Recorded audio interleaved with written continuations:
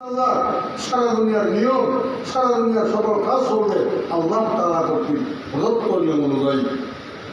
আমরা মসজিদকে আমাদের মধ্যে ভ্রাতৃত্ব বন্ধন প্রতিষ্ঠা, একে অপরের আন্তরিকতা, মায়া, মমতা, মহব্বত সৃষ্টির কেন্দ্রবিন্দু যেন হয়, আল্লাহকে পাওয়ার জন্য যেন এই মসজিদটা হওয়ার মাধ্যম। খবরদার খবরদার, সাবধান।